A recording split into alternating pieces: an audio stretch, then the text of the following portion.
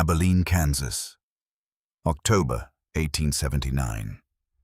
The freight wagon rolled in from the east on a Tuesday morning, trailing road dust and the particular smell of a long journey canvas, axle grease, and cold air coming down off the plains. It was not a remarkable wagon.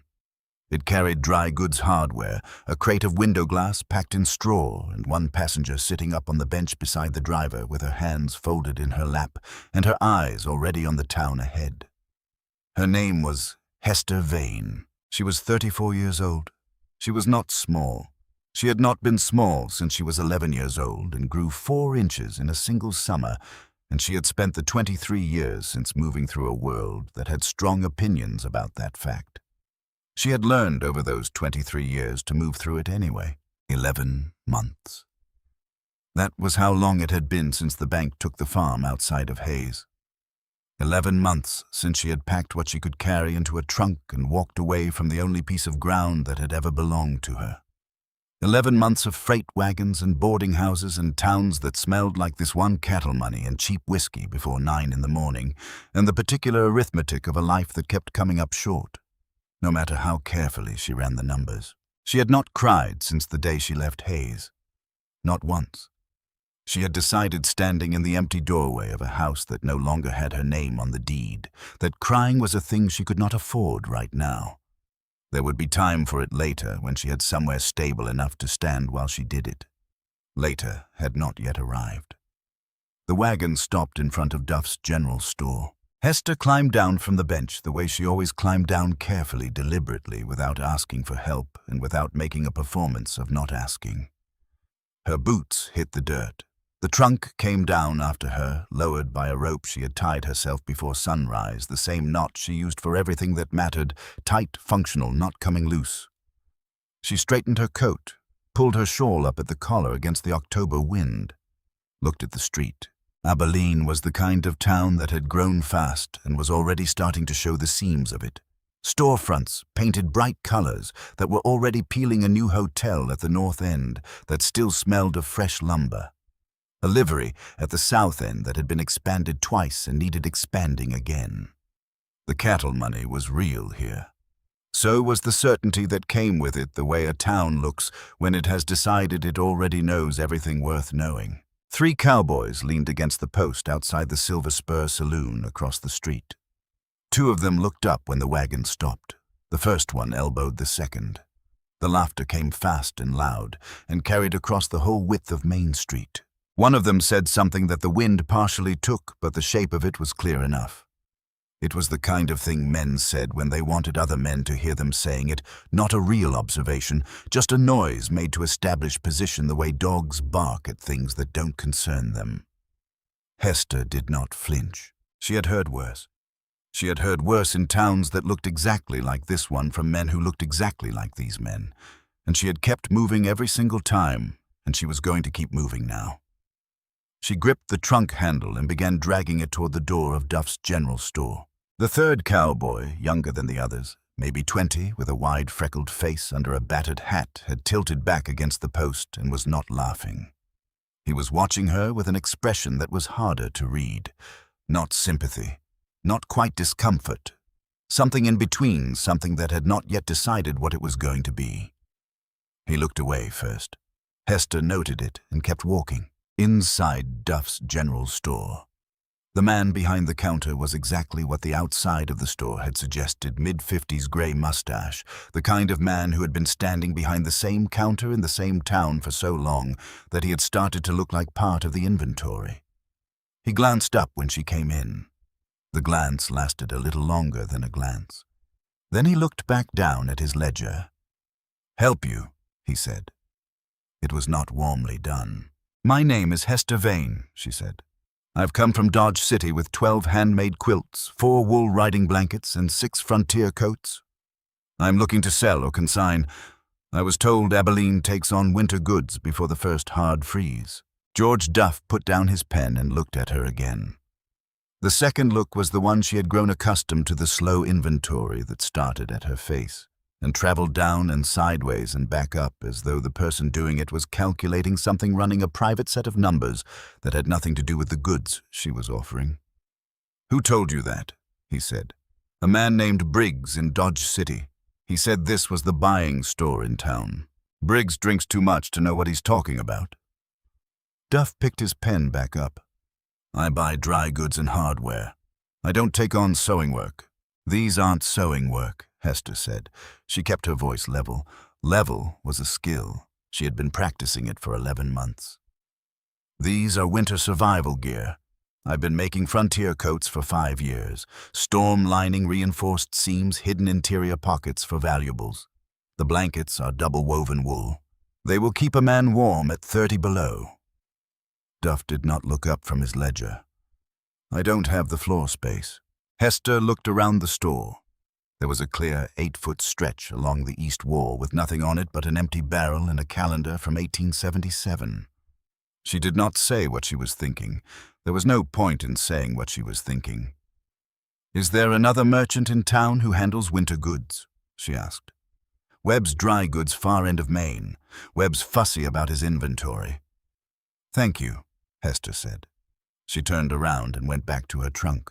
Getting the trunk back through the door and down the step took 30 seconds. Behind her, she heard Duff go back to scratching in his ledger. Outside, the 2 cowboys were still at their post. You need help with that box, the first one called. The laughter followed before he even finished the sentence, the kind of laughter that has been waiting for any excuse at all. Hester set the trunk down, straightened up, and looked directly at the first cowboy. He had sandy hair and small eyes, and the grin of someone who had made this particular joke many times before and found it reliable. I don't need help, she said. I need customers. Are you cold in the mornings yet? The man blinked. The grin faltered slightly, not from shame, but from surprise. He had not expected a response that came back at him like that. Steady, practical, aimed. Because I have a wool-lined riding coat in this trunk that will keep you warm from October through March. $4. It will outlast 3 store-bought coats and cost you less. The cowboy looked at his friend. The friend made a sound that was supposed to be contemptuous and came out slightly less convincing than intended. I ain't buying a coat from, he started. From a woman who knows what cold does to a man's joints, Hester said. Suit yourself. But when you're stiff and shaking in January, remember this conversation. She picked up the trunk handle and started walking. Webb's Dry Goods was halfway down Main Street between a barber shop and a building that used to be a law office and had not yet decided what it was going to be next. Frank Webb was a thin, precise man in his 40s with the look of someone who had built something careful and was determined not to let it get away from him. He heard Hester out, without interruption, his expression giving away nothing. Then he shook his head. I have a supplier out of Kansas City, he said. Winter goods come in November. I don't need local production. Does your Kansas City supplier make riding blankets with horn loops sewn into the binding? Hester said. Webb paused. What horn loops? Stitched into the corners. You fasten the blanket to your saddle horn and ride through a windstorm without losing it. I got the idea from a cattle driver who lost 4 blankets one winter to the Kansas wind and nearly froze to death each time. I have never seen a supply catalog carry them. Webb looked at her for a long moment. Then he said, Show me one. She unlocked the trunk right there on his floorboards, kneeling with her skirts spread around her, and pulled out the top blanket. Dark blue wool, thick and even, and there in each corner, neat, strong, exactly where she had described, were the loops. Webb turned the blanket over in his hands. He pulled the loops. He held the fabric up to the window light and checked the weave against the brightness. How much? He said. $2.50 for the blanket, $4 for the coats. 12 quilts at $1.75, and I'll do the lot for $18 if you want them all. Webb set the blanket down. I'll take 2 blankets at $2 each. Hester looked at him steadily. $2 each means you're buying my lowest margin item at a cut price to see if desperation makes me cheap. Webb had the courtesy to look slightly embarrassed. That's business, miss. Vain, she said, and it is business, you're right. But I have traveled 140 miles on a freight wagon with cracked ribs from loading, and I have not yet eaten today, so I'll thank you not to test me. There was a silence in the shop, the particular silence of a man recalculating.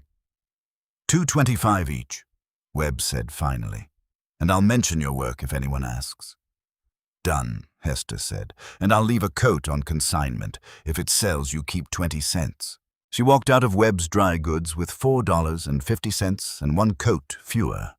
It was something, it was not enough. She tried the Silver Spur next because she had nothing to lose, and because the saloon in the middle of the day was quieter than it would be at night.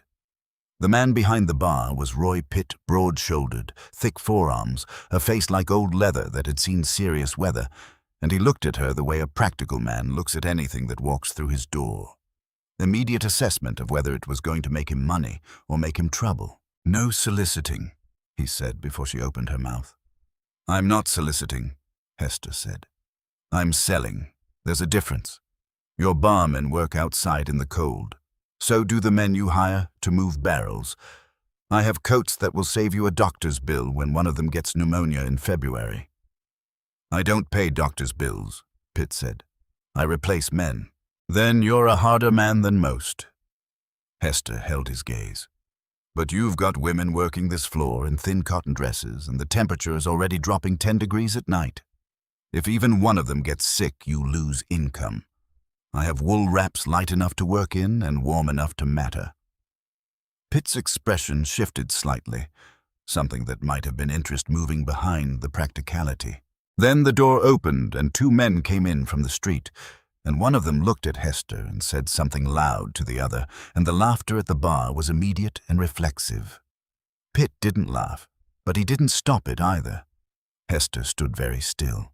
She could feel the heat rising up her throat, not shame exactly, but something that lived close to shame and borrowed its burn. She had felt it her whole life. It never stopped hurting. She had just gotten better at not showing the hurt. I'll take my goods and go, she said quietly. Miss Pitt said, and his voice had changed register, gone lower. Leave a price list at the bar. I'll think on the wraps. She left the price list. She did not expect him to use it. Outside, she sat on her trunk in the thin October sun and counted her money and did the arithmetic that had become the rhythm of her days. $4.50 earned. One coat on consignment. Hotel would be $1 a night. She had enough for 2 nights. She had 11 quilts, 3 coats, and 4 blankets left to sell. The arithmetic of a life that kept coming up short. She was sitting with her hands in her lap and her eyes on the dirt when she heard the footsteps. They were deliberate footsteps, not hurried, not sneaking. A man walking at his own pace, carrying his own weight and stopping when he got close. She looked up. He was lean and weathered, somewhere between 35 and 45, the kind of face that had spent more years outside than in where the sun and wind had done their work and left it honest. Dark eyes under the brim of a worn hat that had been a good hat once and was now a working hat, which was better. A coat that had seen serious use. Boots that were not new but were well maintained, which told her more than new boots would have. He was carrying 2 parcels from the general store, and he had stopped roughly 4 feet from her trunk. Not closer. She noticed that. 4 feet was enough distance to talk and enough distance that she had all the space she needed. It was not an accident. Men who did not think about these things did not consistently land at 4 feet. He was looking at her with an expression she could not immediately place. Not the calculating look she had gotten from Duff. Not the laughing look from the cowboys. Not the pitying look either, which was its own particular kind of insult, the look that said, I feel sorry for you, which always really meant, I feel better than you. He was just looking. You the one selling winter goods, he said. Yes, sir, Hester said. She stood up without letting herself move slowly. Hester Vane. Quilts, wool blankets, and frontier coats, all handmade reinforced construction. Colt Briggs, he said. I run the Iron Fork Ranch 5 miles east. My boys are hard on coats. Go through 4 or 5 a season. He nodded at the trunk. You mind if I look? That's what they're here for, she said. She opened the trunk and lifted out the top coat, the same one she had tried to sell twice already that morning. She held it out, and he took it and turned it over, but slowly, with genuine attention. He checked the seams first. That was unusual. Most men checked the material. He checked where it was put together. "Double-stitched," he said. "Triple at the shoulders," Hester said. "That's where they always go first. A man puts on a heavy coat and reaches up to handle a rope. The shoulder seam tears inside of a season. I reinforced the whole yoke." Briggs ran his thumb along the interior shoulder seam. "What's the lining?" "Wool batting between the outer canvas and the cotton lining." She pointed. "And there's a pocket sewn into the lining at the chest, deep enough for a folded bill or a compass." Briggs found the pocket, put his fingers in, pulled them back. He held the coat up and looked at it against the sky the way a man looks at something he is actually thinking about buying rather than being polite about. $4, you said." $4. He folded the coat over his arm. "I'll take 3. Hester kept her face still. 3 coats at $4 was $12. More than she had made in the last 3 weeks combined. "I can do 3 for $11.50, she said. "Volume discount?" "No," Briggs said. He reached into his vest pocket and counted out $12 and held it out. "4 apiece. Your work is worth the price." She looked at the money, then at him. People did not say things like that to her. Not without something underneath it, some bottom to the kindness that would make itself known later. Some debt being established that would be collected in a different currency. "I don't need charity, Mr. Briggs," she said. "I know that," he said simply. He did not pull the money back. He just waited. She took it. He tucked the 3 coats under his arm and turned to go, then turned back. "Where are you staying?" "I haven't settled that yet," Hester said. "Sutton's hotel on the north end is clean and the price is fair," he said. "Tell Vera Sutton I sent you. She'll treat you right." Hester looked at him. Why would your name mean anything to her? "I buy beef from her husband," Briggs said. "Simple as that." He tipped his hat and walked away down Main Street and did not look back.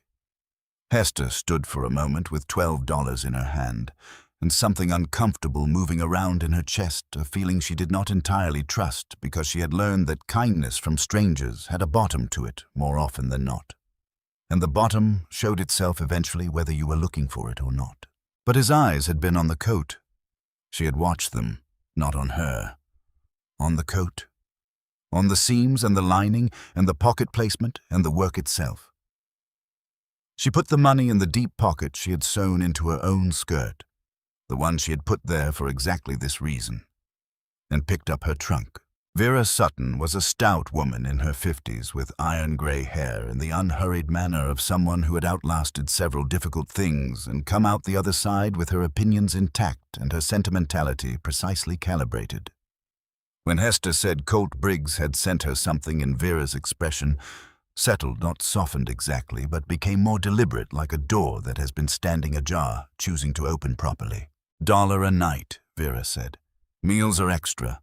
Breakfast is 20 cents, supper is 30. Bath out back nickel for hot water. 2 nights, Hester said. Just the room. The room was small and clean, with a window facing the street and a narrow bed with 2 blankets that were not as thick as the ones in Hester's trunk. She sat on the edge of it and counted what she had. $16.50. 2 nights of hotel was $2. She had 10 quilts, 4 blankets, and 2 coats left to sell, plus the one onto consignment at Webb's. She ate the bread and dried meat she had packed from Dodge City, drank water from the pitcher on the nightstand, and lay down in her clothes because she was too tired to do otherwise. She was asleep before the sun finished going down. She was up before it came back. That was habit. The bone-deep habit of a woman who had learned that the hours before anyone else woke were hers, and she used them. She was at the small table by the window with her mending kit out before 5 in the morning, making small repairs to the remaining inventory, tightening a loose button on one coat, reinforcing the binding on 2 quilts that had taken wear in the trunk during the long haul from Dodge City. She heard the town wake up around her, the distant sound of the livery. A dog somewhere. Someone calling out across the street to a neighbor. She worked steadily through all of it. At 7, she went out. The morning went differently from the afternoon before. Not dramatically, Abilene had not transformed overnight into something welcoming. But she was on the street early in the hour, when the working men were moving before the day had hardened into its usual shape, and she had learned something from yesterday. She did not go to the storefronts. She went to the men. She positioned herself near the livery entrance where the ranch hands came in the early morning to collect their horses, and she opened the trunk and she waited. The first man to stop was a broad-shouldered ranch hand with sun-darkened skin and the quiet, direct manner of someone who assessed things by their use and nothing else. He looked at the blankets with professional interest, tested the weight and the weave with both hands, and bought 2 at her full price without negotiating. He folded them neatly under his arm. "Good work," he said simply, and walked away. Hester stood a little straighter. The second man was a cattle driver who bought a coat for himself, stood with it in his hands for 30 seconds, examining the construction, and walked away. He came back 14 minutes later with 2 of his riding crew. 2 of the 3 bought coats. The third one didn't have the money. He looked at the remaining coats with the naked practical longing of a man who has spent winters being cold and knows exactly what he is looking at. "You'll have it next paycheck?" Hester asked. "Yes, ma'am," he said. "My name is Vane. Come find me." She sold 4 quilts to women, 2 of them ranch wives, who had come into town for supplies and stopped because the quilts were spread across the open trunk lid in the morning light, and the colors caught something in them the way good handwork does when it is displayed honestly and without apology. By 10 in the morning, she had moved more inventory than she had in 2 full days in Dodge City. She was eating a biscuit she had bought from the bakery across the street, standing at her trunk with her coat buttoned against the chill when the shadow fell across the trunk lid, and she looked up. The man standing there was not someone she had seen before, but she recognized the type immediately and completely. Thick-set, well-dressed for a cattle town, a suit that was trying to be more than it was a watch chain that caught the light in a way that seemed intentional boots that had been recently cleaned by someone other than their owner. He had a broad, fleshy face and small eyes that moved quickly from one thing to another, without settling the eyes of a man who was always calculating what everything in front of him was worth. "You the sewing woman," he said. "Hester Vane. I sell frontier goods." "Magnus Greer." He said it the way men say their name when they expect it to change the temperature of the room. "I run the Greer Cattle Company, biggest operation in this county." "Good morning, Mr. Greer." He looked down at the trunk, not the way Briggs had looked, not with attention to the work. He was looking at her as the object of assessment, and the trunk was simply something in her vicinity. "You staying in town," he said. "I'm here for a few days." "Who's sponsoring you?" The question landed wrong. Hester looked at him directly. "I beg your pardon. Every merchant in this town has connections," Greer said. "Supply lines, somebody who vouches for them. You rode in on a freight wagon alone. Who's your sponsor?" "I am my own sponsor," Hester said.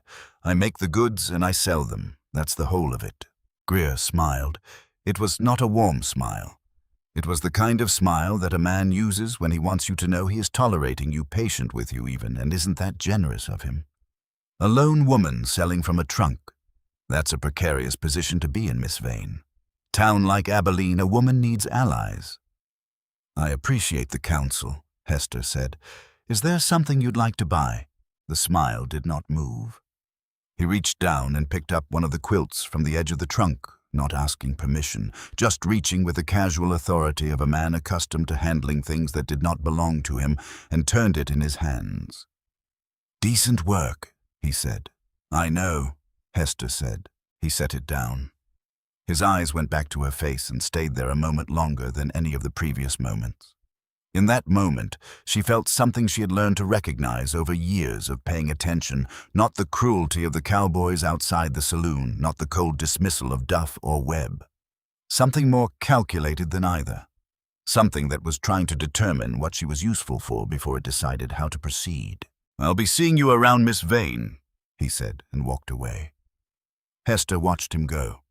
She picked up the quilt he had handled and turned it over carefully in her hands, checking the corners, running her thumb along the binding. The stitching was fine, the quilt was intact, but she did not like the way her name had sounded in his mouth. She was packing the trunk at noon, counting what she had left, when she heard the footsteps she had already learned to recognize. Even pace.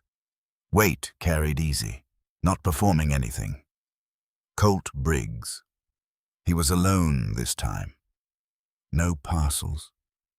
He stopped at the same distance as yesterday, 4 feet, and she noticed that again because consistency was its own kind of information. "Miss Vane," he said. "Mr. Briggs, how'd the morning treat you?" "Better than yesterday," she said. "I moved 7 pieces." "That's good work," he said. He looked at the trunk, then at the street, then back at her, with something in his face that looked like a man who has been working out how to say something and has not entirely landed on the approach. "I have a wash house on the property," he said. "East end of the main barn. It's empty right now. Good light from the south window's room, enough for a work table and more. If you needed a place to work while you're in Abilene, you're welcome to it." Hester looked at him steadily. She had been offered things before. Usually the offer had a bottom to it, a price that wasn't money, a debt that would be collected later, a kindness that was really a claim staked in advance. She had learned to look for the bottom before she accepted anything. "Why?" she said. Briggs considered this the way a man considers a reasonable question, not a suspicious one, just a question that deserved a real answer. "Because I have empty space and you have a trunk on the street," he said. "And because I've been watching you work since yesterday morning, and I've seen 3 men laugh at your size and 2 storekeepers tell you no, and you haven't stopped moving once." He paused. "That kind of worker deserves a table to work at." "I don't need charity," she said. "I know that," he said. And it was the same tone as the day before. Not irritated by her caution, not performing patience, just stating a plain fact. "But I have 6 ranch hands who need their winter gear repaired. 2 of them have boots that need resoling and a canvas tent that needs patching before the cold sets in. If you work from my wash house, I'll bring you my repair work at your price, and you keep your selling work for the trunk." Hester looked at the remaining inventory. 4 quilts, 2 blankets, 1 coat. 1 more day in her hotel room. When the trunk was empty, she had a choice. Try to buy raw materials and start again, which meant she needed a workspace, or leave town on the next freight wagon and try her luck somewhere else. She had left several somewhere elses already. It had not improved the arithmetic. "Your ranch hands," she said. "How many pieces need work?" "I counted at least 12 separate jobs this morning," Briggs said. "Some quick, a few will take time." "I charge a fair rate," she said. "I don't discount for volume." "I didn't ask you to." "And I set my own hours," she said. "I work when I work. I don't answer to a foreman." "It's a wash house," he said. "Not a bunkhouse. Nobody's going to give you orders." She looked at him one more time, looking for the bottom, looking for the thing underneath the offer that would show itself later. His hands were loose at his sides. His face had the same expression it had had yesterday, not calculating, not pitying, not testing, just patient, a man who had made an offer and was genuinely willing to hear no. "I'll look at the space," she said. "I'm not promising anything beyond that." "Fair enough," Briggs said. "I'll bring the wagon around at 2 o'clock if that suits you." "It suits me." He tipped his hat and walked away. The wagon he brought at 2 was a working wagon, not dressed up, not apologetic about being what it was. Hay in the bed, the particular smell of cattle and honest labor, a steady bay mare in the traces who moved with the unhurried confidence of an animal that knew her job and did not need to be convinced of it. Colt moved the reins to one hand. Hester climbed up and settled herself, and he waited, and that was all. They rode east out of Abilene in silence for a while. The wind was coming from the north now and had an edge to it that the morning had not carried. Hester pulled her shawl tighter and looked at the flat, wide country stretching out ahead of them, the grass already going brown and dry, the sky overhead, the particular shade of pale blue that Kansas wore in October like a warning about what was coming. "You've been in Abilene before," Briggs said. "Never," she said. "I came from Dodge City. Before that, a homestead outside of Hayes." "Long way to come alone." "I've been alone for almost a year," she said. "You get used to the distance." He did not ask what had made her alone.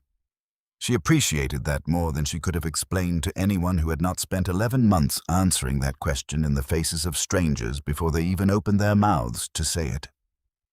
"How many hands on your ranch?" she asked. 12 full-time, he said. 4 seasonal boys I bring on for the cattle drive. They've mostly gone. It's just the core crew through winter. "And what needs mending? Easier to show you than list it," he said. That was a fair answer. She filed it away and looked back at the road. Iron Fork came into view after about 20 minutes, a cluster of buildings arranged around a main house that had been added on to twice the additions visible in the change of wood color and roof. Angled the way honest working buildings grow when the need for them grows. There was a large barn, a smaller outbuilding, several corrals, and at the east end of the barn, set slightly apart, a smaller structure with 2 south-facing windows that were already catching the afternoon light and throwing it across the ground in long, clean rectangles. The wash house. Briggs drew the wagon up and climbed down and walked her to the door without going ahead of her. Inside, clean floorboards swept recently. A solid work table along one wall, shelves above it. A wood stove in the corner with a decent stack of split wood beside it.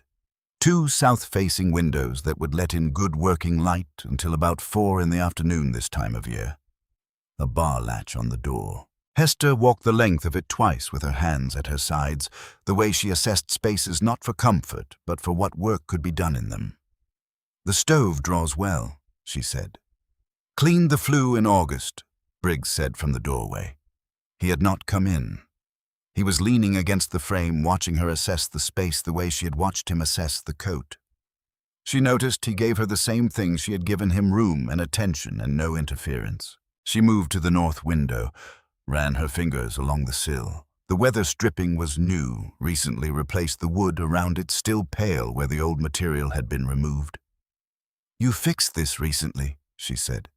"It had a gap," Briggs said. "I put new weather strip on last week." Hester turned and looked at him directly. "You fixed it before you offered me the space." A pause, brief but honest. "I was thinking about putting it to use regardless. You made it useful sooner." She turned back to the room. Her mind was already moving the way it moved when a space had real potential, where the cutting table would go, where she would hang finished pieces to air before folding, how far from the stove she would need to position herself to keep her hands warm without making the fabric sweat in the heat. "I'll need a second lamp," she said. "The window light goes by 4 this time of year." "I'll bring one from the house. And I keep the door locked when I'm not here." "There's the bar latch," he said. "I'll put a padlock on it tomorrow if you want one." "I want one." "Done." She turned around and faced him fully. "Mr. Briggs, I want to be clear about the arrangement. I pay you nothing for the space because you said yourself you have repair work that compensates for it. I set my own hours.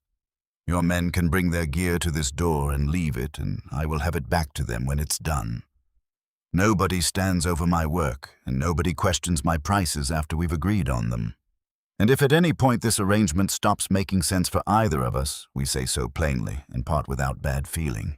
Colt Briggs looked at her for a long moment.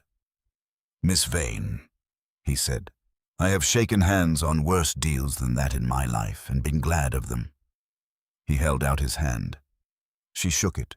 His grip was firm and brief, and equal the grip of someone who respected the person on the other end of it. "I'll get the lamp," he said, and walked back toward the main house. Hester stood in the middle of the wash house with her trunk at her feet and the afternoon light coming through the south windows in long, warm bars across the floorboards, and something moved in her chest that she was careful not to examine too closely. It felt like the beginning of trusting something. She had learned to be careful with beginnings because beginnings had a way of becoming endings, and she was not sure she had enough left to absorb another one. But the space was real. The work waiting in it was real. The padlock would be on the door by tomorrow. That was enough for now. The first ranch hand knocked on the door 20 minutes later while she was still arranging the table. He was young, 20 at most, with a wide face covered in freckles and the look of someone who had been told to come here and wasn't entirely certain it was a good idea. He was holding a saddle blanket in both hands, the way a man holds something he's slightly embarrassed to be carrying to a woman he doesn't know. "Ma'am," he said. Boss said you're taking repairs. I am. What have you got? He held out the blanket. A tear along one edge about 8 inches long, and a worn patch near the center that had gone thin enough to let light through. Double patched on the wear spot and a flat seam on the tear, Hester said, turning it over in her hands. It'll hold through the season. 30 cents. The boy's face did something complicated. He had clearly expected either to be turned away or to be quoted something impossible. 30 cents was neither. Yes, ma'am. I'm Pete Moss. Been at Iron Fork 2 years. Hester Vane, she said. I'll have it back to you by morning. Pete lingered 1 moment longer than the transaction required. He was working up to something, and she waited. I didn't laugh, he said finally. Yesterday in town I was there, but I didn't laugh. Hester looked at him. He was completely serious about it, embarrassed in the particular way young men get embarrassed when they realize they have been part of something and did nothing to stop it. I know, she said.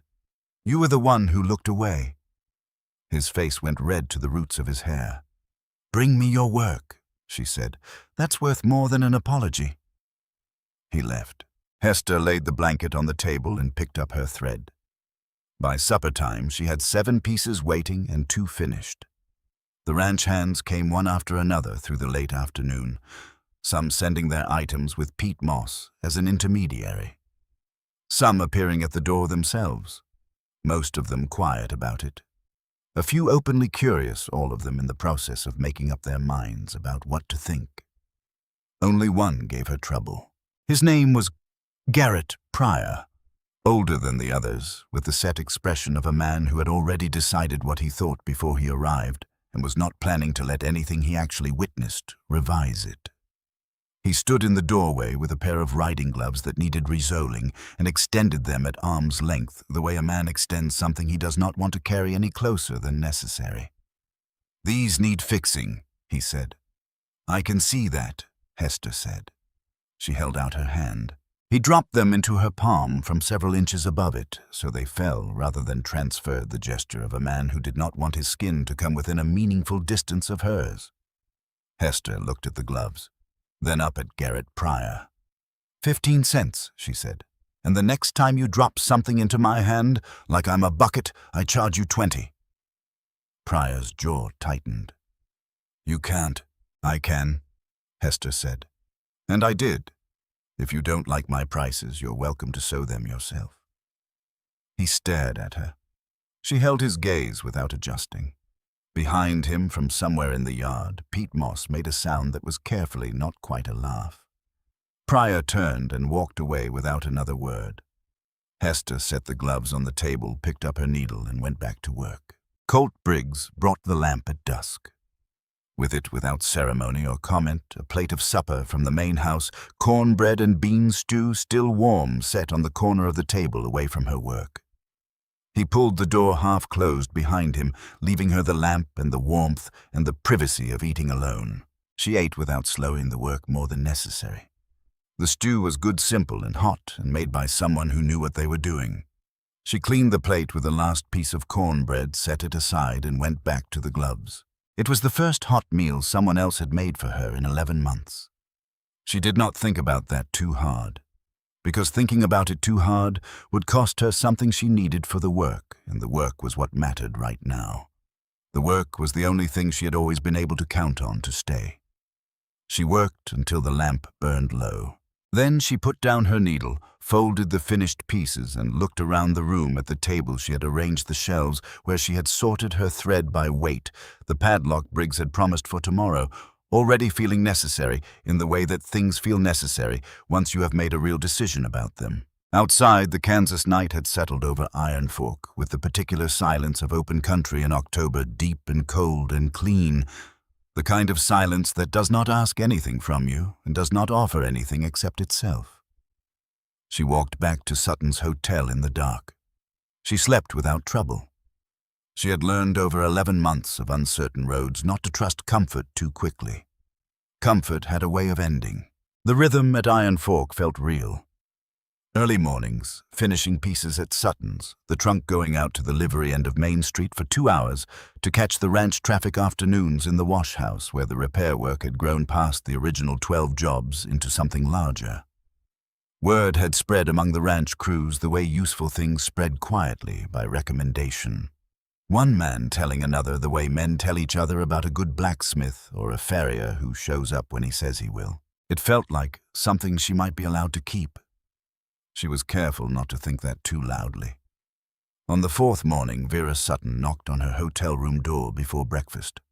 Hester opened it, and Vera was standing in the hallway with a look on her face that was caught somewhere between reluctant and urgent, the expression of a woman who has decided to say something she would rather not have to say, but has decided the not saying would be worse. "You need to know something," Vera said, "before you hear it from someone who will say it nastier." "Say it," Hester said. "Magnus Greer was in the dining room last night. He was talking to 3 men, and I heard your name." Vera paused. "He's saying Colt Briggs is keeping you out at Iron Fork, that the arrangement isn't a work arrangement." Hester stood very still. "He said Briggs is too lonely since his wife passed to know better." Vera continued watching Hester's face carefully. "And he said he used words I won't repeat, but I think you can imagine them." "I can imagine them," Hester said. "I thought you should know," Vera said. Something shifted in her expression, firmer, now decided. "Greer has a long arm in this county. He owns 2 judges' debts, and he's funded the sheriff's last 2 campaigns. He's not someone you take lightly." Hester looked at her. "Why are you telling me?" Vera's jaw set. "Because I've watched you work for 4 days. And because Greer has done this to 2 other people I knew in this town, and I am tired of watching it happen and saying nothing." She turned and went back downstairs. Hester stood in the doorway for a moment. Then she closed the door and sat on the edge of the bed and looked at her hands. She was not surprised. She had felt it coming since the moment Greer had stood over her trunk with his 2 casual questions and his too slow smile, the particular smile of a man cataloguing how things might be used. She had known men like Magnus Greer before. What she had not calculated was how fast he would move. She thought about packing the trunk. She had done it before. Packed and left before things got worse, moved. The problem sideways changed the name of the town, but not the weight of the life. 11 months of doing exactly that, and it had never once made anything better. It had just moved her further from anything worth staying for. She got up, put on her coat, and went down to breakfast. She told Colt Briggs that afternoon. She told him straight standing at the work table with a half-finished coat in her hands, looking at him directly. "Magnus Greer is telling people in town that you're keeping me here for personal reasons. I thought you should hear it from me before you heard it from someone else." Colt's expression did not change dramatically. His jaw set slightly, and something in his eyes went cold in the way that had nothing to do with temperature. The cold of a man who has heard a name and knows exactly what it means and has been waiting for this particular move without admitting to himself he was waiting. "Who told you?" he said. "Vera Sutton." He was quiet for a moment. Then, "Greer has been trying to buy this land for 2 years. He wants the grazing rights on the east pasture. I've told him no 4 times." Hester looked at him. "So this isn't about me?" "It started before you got here," Colt said. "But Greer is the kind of man who uses what's available." He paused. "I should have warned you about him when I sent you to Vera's hotel. I knew he'd been watching the ranch. I'm sorry. That was the wrong choice on my part." Hester waited for what came after the apology. The explanation of why the wrong choice had actually been reasonable given the circumstances. The gentle pivot toward why she really shouldn't hold it against him. The slow drift away from accountability that men performed so naturally they often didn't know they were doing it. It did not come. "Why didn't you warn me?" she said. Colt looked at the floor for a brief moment, honest, not theatrical, then back up. "Because I didn't want to scare you off before you'd seen the space," he said. "And because—" He stopped, took a different approach. "I have been fighting Greer alone for 2 years, Miss Vane, and I'm losing ground. Not quickly but steadily, the way a river loses a bank a little every season until one spring it's just gone. I didn't plan to tell you that, but I can't say what I'm going to say next and have it be honest without saying it first. The wash house was quiet around them. Outside, the wind pushed against the south windows with a sound like someone leaning their full weight against a door. Hester set the coat down. "Tell me about Greer," she said. "All of it. I'd rather know what I'm walking into than trip over it in the dark." Colt sat down on the bench along the far wall, and he told her. Magnus Greer had come to Abilene 6 years ago with money made in cattle driving and a talent for arriving in places just before they became valuable. He bought land-cheap hired lawyers out of Wichita who knew how to read a deed in the way that found the gaps and exploited them, and had spent 6 years making himself the kind of man who did not need to raise his voice because the people who owed him money would raise it for him. 2 judges. Harwick, whose gambling debt had become unmanageable in the winter of 1876, and Pryor, who had made a failed investment in a silver claim that turned out to have been salted by the seller.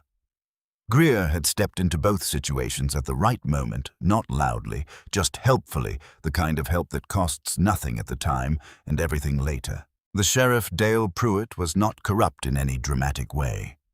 He was a man whose campaigns had been funded twice by Greer's money, and that created a weight on one side of the scale that did not disappear just because you didn't look at it. "How many people in this town know all of this?" Hester said when he had finished. "Most of them," Colt said. "Knowing and being able to do anything about it are 2 different things." "What would it take to do something about it?" He looked at her. "Evidence. Real evidence, not rumor. Greer is careful. He doesn't put things in writing that could come back on him, and his lawyers are paid well enough to make sure everything looks clean from the outside." Hester was quiet for a moment. Then, "Everything looks clean until someone looks at it right." "What do you mean?" "Documents have seams," she said. "Same as coats. You can make a seam look strong from the outside, but if you know what you're looking for, you can find exactly where it was rushed. Every piece of dirty paperwork I've ever seen has a rushed seam somewhere." She paused. "The bank that took my farm used a deed transfer clause from a land dispute in 1861 that technically hadn't been resolved. A lawyer in Hayes told me it was airtight. A lawyer in Dodge City told me the same clause had been challenged in 3 other counties and won twice." "By the time you knew that," Colt started. "I had already lost the farm," she said. Her voice was level. She had made her peace with the telling of it, if not entirely with the fact. "I questioned everything after. I just questioned it too late." The silence between them settled into something that was not uncomfortable, the particular quiet of 2 people who have said true things and are letting them exist in the room. "That is how I ended up on a freight wagon with a trunk full of quilts," Hester said. "I'm sorry about your farm," Colt said. "So am I. But being sorry doesn't build anything. Knowing how it happened might." She picked up the coat again. "Greer is not the first man who used legal paperwork as a weapon. He just has a bigger operation." Colt sat for a moment longer than she expected. "His East Pasture Ordinance, the proposal he's been pushing through the city council. He's tried twice. Both times it failed, but only barely the second time." "Tell me about the ordinance." "Would require ranchers below a certain acreage threshold to pay a fee to use the cattle road through town. My operation is exactly at the line he drew." Hester turned back to the coat. Her needle moved through the canvas in the steady rhythm she had kept since she was 9 years old. "He's not coming at your land directly," she said. "He's coming at your profitability. Make the cattle road expensive enough, your margin goes thin enough, and eventually you sell rather than bleed out. The land purchase is the end of the play, not the beginning." The silence that followed was long and very complete. "I have been thinking about this wrong for 2 years, Colt said slowly. "Most people think about it wrong," Hester said. "They look at what a man is taking, not at what he's making expensive. Same trick with different paper." "Miss Vane," Colt said. "Hester," she said. "If we're going to have honest conversations, we might as well use honest names." A sound from him that was not quite a laugh, but was clearly in the same territory. "Hester," he said, The cattle buyers I told you about, the two who moved their contracts over the past year. I should find out exactly where they went. Yes, she said. And when you do go talk to them, not about contracts, just talk. Men who change their business dealings for bad reasons usually know they've done it and aren't proud of it. Sometimes that's enough to shake something loose. She heard him stand up and settle himself back into the day. I'll come back tomorrow morning, he said. There are things I should show you. Records I've kept on the ordinance proposals, dates, names, the whole of it. Bring them, Hester said. He left. She turned back to the coat and kept working, but the needle moved differently now. Not the automatic rhythm of someone getting through a pile, but the deliberate pace of someone building something that needs to hold. Colt came back the next morning with a wooden box. Not large, the kind a man keeps at the back of a closet, the kind that accumulates papers over years without anyone intending it to become important. He set it on the work table and lifted the lid without ceremony. Inside letters, with dates, receipts, a hand-drawn map with property lines marked in different inks. A folded copy of the proposed grazing ordinance with margin notes in Colt's handwriting that got tighter and more compressed as they moved down the page. Hester looked at the papers without touching them for a moment, the way she looked at a garment, before she started getting the whole picture, before she started pulling at individual threads. When did the first ordinance proposal come through? She said. April of last year. Harwick brought it to the city council. Failed 4-2. The second, August, failed 3-3 this time. He paused. Greer bought the Whitmore property in September. Whitmore's brother-in-law sits on the council. Hester pulled the map out of the box and spread it flat with both hands. She looked at the property lines, where Greer's land sat relative to Colt's east pasture, relative to the cattle road, relative to the water sources marked in blue ink that were clearly the most valuable things on the whole map. How many buyers have you lost in the last 2 years? She said. 2, Colt said. Both said they were consolidating their operations. Did either of them move their contracts to Greer's operation? The stillness on his face deepened into something harder. I never asked, he said slowly. Find out, Hester said. She folded the map carefully along its existing creases and set it on top of the other papers. You have been fighting a man who is using 3 different weapons at the same time, and you have been looking at only one of them. The ordinance, he said. The ordinance is noise, she said. It's meant to keep you looking at the council meetings while the real damage is happening in your buyer relationships, and the rumors about you and me. She paused. That's the third weapon. Destabilize your standing with your neighbors so that when Greer makes his final move on the land, enough people in town have already half decided you've been compromised. Colt sat down heavily on the bench. Pete Moss appeared in the doorway at that precise moment, holding a coat that needed a button. Took one look at Colt's face, said quietly, I'll come back, and disappeared without being asked. How do you know all of this? Colt said. Because it happened to me, Hester said. Not the same scale, but the same shape. The bank that took my farm started with rumors about my husband's debts. Real debts, but manageable, and slowly turned them into a story about a failing operation. By the time they called in the note, half the county believed we'd been mismanaging the land for years. Nobody questioned the bank's timing. Nobody asked why they moved so fast. She stopped.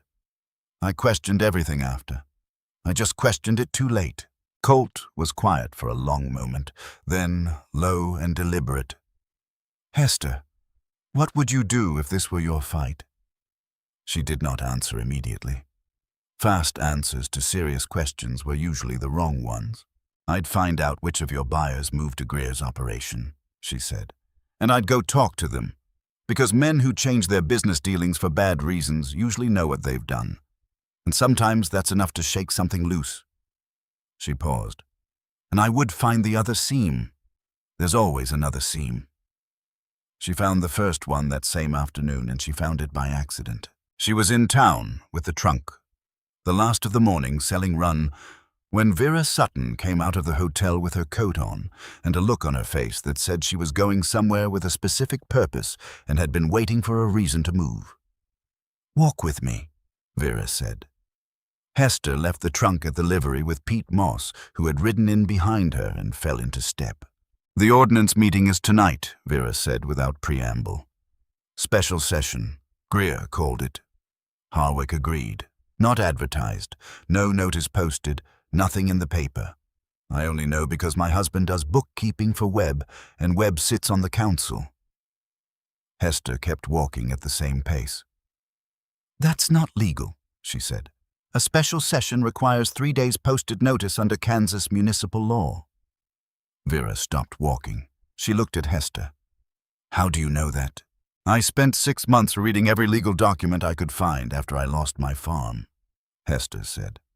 "I know more Kansas municipal law than I ever wanted to." She paused. "Who else sits on the council besides Harwick and the Whitmore brother-in-law?" "Peters, who runs the feed store, Webb, who owns the dry goods, and a man named Dunbar, who came in from Topeka 2 years ago." "Peters and Webb," Hester said immediately. "Do they owe Greer anything?" "Not that I know of." "Then those are the 2 people Colt needs to talk to before tonight. Not about stopping the vote about the notice requirement. If they raise the procedural objection themselves, Greer can't frame it as Colt obstructing." Vera stared at her. "You worked that out in 30 seconds. "I've been thinking about this kind of problem for 11 months, Hester said. "I just needed the specific facts." They stood on Main Street in the thin October sun, and Vera had an expression on her face that Hester had seen occasionally on women who had been waiting a long time for something and had stopped expecting to find it. "I'm glad you came to Abilene," Vera said. "I'm not sure Abilene feels the same way," Hester said. Vera almost smiled. "Abilene doesn't know what it feels yet." Colt talked to Peters and Webb that afternoon. Peters raised the notice objection at the start of the session before Greer's man could call the vote, citing Kansas statute, Chapter 41, Section 9, a piece of law he had not known existed 3 hours earlier. Webb seconded without hesitation. Harwick was visibly furious. The session was postponed. No vote was taken. Colt told Hester about it that evening at the washhouse door. He had the look of a man who has been fighting uphill for 2 years and has just found a different angle on the slope. Not relief exactly, but the particular alertness of someone who has discovered that the terrain they thought they understood has a feature they missed. "He'll reschedule," Colt said. "Of course he will," Hester said. "But now Peters and Webb know the process matters, and they know Greer is willing to skip it when it's convenient for him. That's worth something." "It's worth a week," Colt said. "Sometimes a week is everything." He was quiet for a moment. He was leaning against the doorframe hat in his hands this time, rather than on his head, and in the lamplight he looked tired in a way that went deeper than the day's work. The tiredness of a man who's been carrying something heavy for a long time and has gotten so used to the weight that he has forgotten what moving without it feels like. "I found out about the buyer contracts," he said. "Both of them moved to Greer's operation. One of them, a man named Donnelly, who has bought Iron Fork beef for 6 years, told me himself tonight." He stopped. "Said he felt pressured. Said Greer made it clear that men who kept contracts with Iron Fork would find the road to their own properties suddenly had access complications." Hester closed her eyes for a moment. "That's extortion," she said. "That's Abilene," Colt said. There was no bitterness in his voice.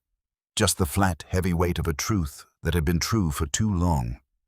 "It's extortion," Hester said again more firmly.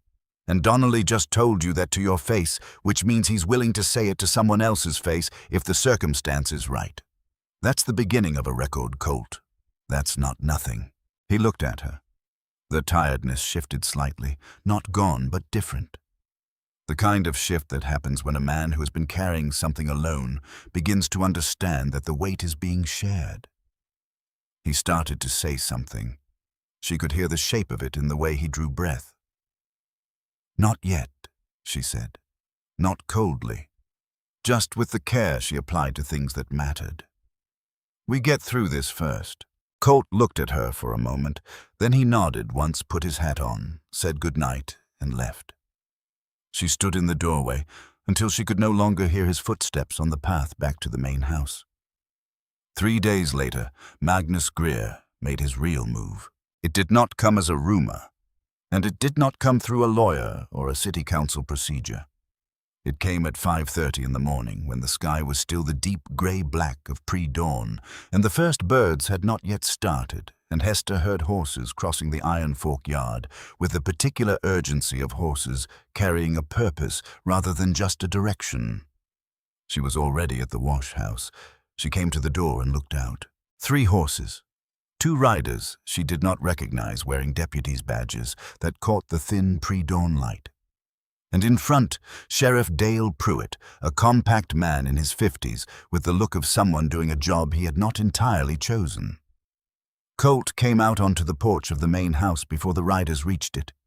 He was already dressed, which meant he had not been asleep, which meant some part of him had been waiting for exactly this without letting himself think it directly. "Colt Briggs," Pruitt said, and his voice was flat and official in the way a man makes his voice when he is reading from something rather than speaking his own mind. "I have a warrant for your arrest on charges of cattle theft, specifically the disappearance of 40 head from the Greer Cattle Company's North Pasture, reported 6 days ago." The silence that followed was very specific. "That is a lie," Colt said. His voice was controlled in the way that required effort. "Yes, sir," Pruitt said, and he sounded like a man who believed it was a lie and was arresting him anyway, which was its own particular kind of thing to hear. "It may well be. But I've got a signed complaint, and I've got to take you in." Hester stepped out of the wash house. Pruitt saw her. His eyes went to her, then to Colt, then back to her, and she watched the thought that Greer had been building for 2 weeks move across his face like weather. "Don't," Colt said to her. Controlled, but not easy. "I'm not doing anything," she said, which was accurate. She was standing in the yard with her arms at her sides. She looked at Pruitt directly. "Sheriff, when was the cattle reported missing?" Pruitt looked at her with the reluctant attention of a man who knows he is supposed to dismiss her and finds he cannot quite manage it. 6 days ago," he said, "and the warrant was signed when—" A pause. "Yesterday," Pruitt said. So there was a 6-day gap between the report and the warrant. She kept her voice entirely even. "What happened in those 6 days, Sheriff?" Pruitt said nothing.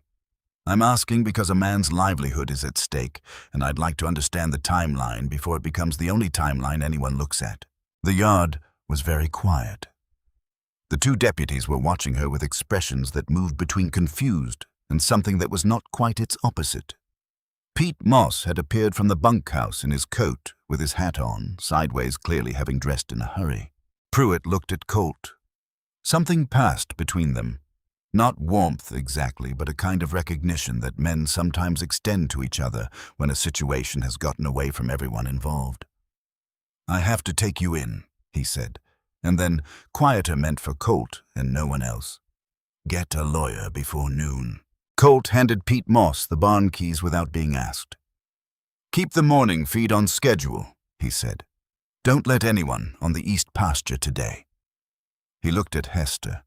His face was controlled, but his eyes were not entirely. "Don't do anything that puts you in Greer's way today." "I'll find the lawyer," she said. He held her gaze for 1 moment longer than necessary. Then he walked to Pruitt's horse and let himself be taken. Hester found Owen Dravaki before 8 in the morning. He had an office above the barber shop with a view of Main Street and a reputation in 3 counties for knowing land law the way a surgeon knows the body, not from books alone, but from the long practice of watching things go wrong and understanding precisely why. Vera Sutton had given her the name. Dravaki was a short, precise man of about 50 who listened to Hester describe the situation without interrupting, made 3 notes on a pad of paper, and said, "The timeline is the problem for Greer. If those cattle went missing 6 days ago and a warrant wasn't filed until yesterday, someone spent those 6 days building a paper trail. That means there is a paper trail to find." "What do you need?" Hester said. "I need to see the complaint Greer filed. I need the names of any witnesses listed. And I need to know where those 40 head actually are." "How do we find that?" Dravaki looked at her over his spectacles. "Cattle don't vanish, Miss Vane. They go somewhere. Usually somewhere close, because moving 40 head quietly is not a simple or silent operation." Hester thought about the map in Quilts' wooden box, the property lines in different inks. "Greer has a parcel on the south side," she said. "A smaller one, not his main operation. It backs up to the Abilene Creek bed. It's the one place on his holdings where you could keep cattle out of sight of the main road." Dravaki looked at her steadily over the tops of his spectacles. "That is very specific information for someone who has been in this county for 2 weeks. "I've been reading maps," she said. He held her gaze for a moment, then he stood up and put on his coat. "I'll be at the jail by 9. Get me the box of records Briggs has been keeping and bring them to my office by noon." She was out the door before he finished the sentence. She had the box at Dravaki's office by 11. She had ridden back to Iron Fork in the buckboard with Pete Moss driving because she did not drive well enough for speed on an unfamiliar road, collected the box from the wash house where she knew exactly where it was, and been back in town with 40 minutes to spare. Quilts foreman Ellis had not questioned her for a moment. At 11:15 she was sitting in Dravaki's office, going through the dated receipts with him when the first thing hit the window. Hail. Small and sharp and sudden, the kind that precedes a front by 20 minutes and leaves no doubt about what is traveling behind it. Hester looked up. Dravaki looked up. Outside the window, the sky had gone the particular yellow-gray color that anyone who has lived in Kansas for more than one winter recognizes immediately and does not mistake for anything else. It was the color of something that had made up its mind. "How bad is the jail built?" Hester said. Dravaki was already on his feet. "Bad enough that I need to get Briggs out of it before that front arrives." He moved fast for a short man. Hester kept up. The blizzard came in like a wall, not gradually, not building from a distance with time to prepare. It arrived the hail first, then the wind, and behind the wind, the snow driven horizontal and so dense that standing on the jail steps, Hester could not see the far end of Main Street. The temperature dropped 15 degrees in the time it took them to walk 4 blocks. And those 4 blocks were a different kind of distance entirely. Pruitt released Colt on Dravaki's order emergency bail, pending formal complaint review. Colt came out of the jail and stood on the steps and looked at the sky with the expression of a man whose calculations have all turned negative at once. "My ranch hands," he said. "The 2 boys I had riding the east fence line this morning." "Pete rode back before noon," Hester said. "He'll have gotten them inside. There's a line shack on the northeast corner of the property," Colt said, already moving. "They know it if they couldn't make the ranch they know to shelter there." "And that is where they are," Hester said. She caught his arm. "You cannot ride into that. You know the country. A man on horseback in a full Kansas blizzard with no visibility is not rescuing anyone. He's becoming the problem." He stopped. He was shaking not from cold or not only. The particular controlled tremor of a man holding himself back from an action he knows would be wrong. Then a sound came from the north end of the street, a woman's voice high and frightened, carrying even over the violence of the wind. Hester released Colt's arm and turned toward it. The church roof went first. It was an old building. The north-facing side had taken hard winters for more than a decade, and the accumulated weight of the sudden snow combined with the wind velocity found the oldest beam and broke it, and the back section came down with a sound that was felt as much as heard, a crack, a groan, and then the full collapse echoing down the length of Main Street like a verdict. There were people inside. 6 women who had been at a midweek quilting circle when the storm hit, who had stayed to wait it out and had not made it out before the walls gave way. Hester and Colt reached the building at the same time as Roy Pitt from the saloon, and a man she did not know from the hardware store. The 4 of them got all 6 women out. One had a cut on her forehead from falling timber. 2 were shaking so hard they could barely stand. All 6 were in thin cotton, the clothes appropriate for a warm building on a fall afternoon, not for what was currently happening outside. Hester looked at the 6 women, then at the saloon across the street with its fire and its walls. She turned to Pitt. Open the silver spur. Stoke the stove to full. Anybody on the street who needs shelter comes in, no questions and no tab."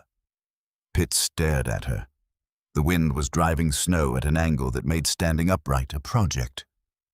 "You told me you replace men who get sick," Hester said. "You cannot replace 6 women and whatever children are still out in this. Open the building." Pitt looked at the 6 shaking women. Something in his face ran through several calculations very fast and arrived somewhere different from where it had started. "Fine," he said, "but I want it known this was my decision." "It was entirely your decision," Hester said. She turned to Colt. "My trunk is at the livery." "Your trunk? Get it," she said. The next 2 hours were the kind that compress years of a person's character into visible form and leave no room for anything that isn't real. Hester sat up in the silver spur with her trunk open on one of the gaming tables, and she began to cut. Not small repairs. Not finish work.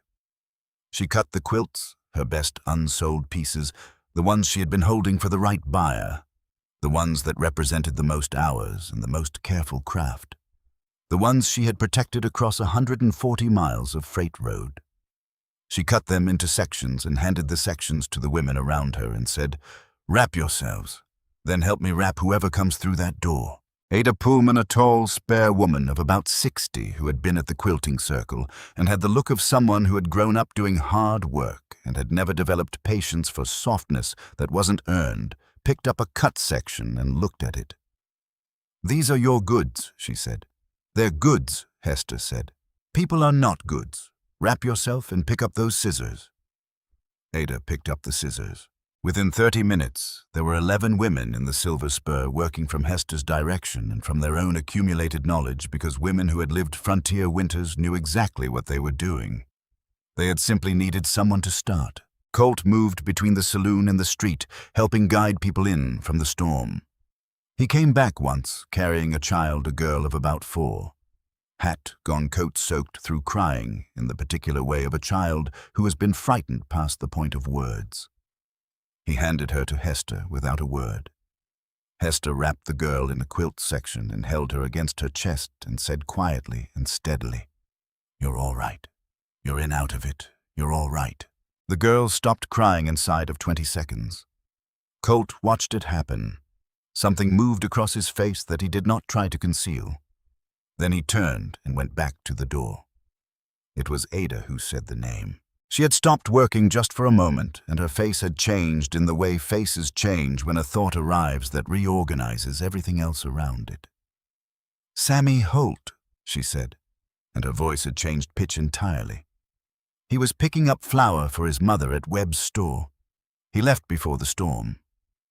The room went quiet in the particular way rooms go quiet when everyone is doing the same arithmetic simultaneously and arriving at the same unavoidable answer. Sammy Holt was 8 years old. Hester looked at the door. She heard the wind against it, a sustained living pressure. Something that wanted in and was pressing its case with everything it had. She looked at the length of the room. She looked at the rope coiled on hooks at the back of Roy Pitt's bar where the horse gear was kept. She walked to the bar and lifted down the longest coil. Colt was at her side before she reached the door. "No," he said. "Sammy Holt is 8 years old," she said.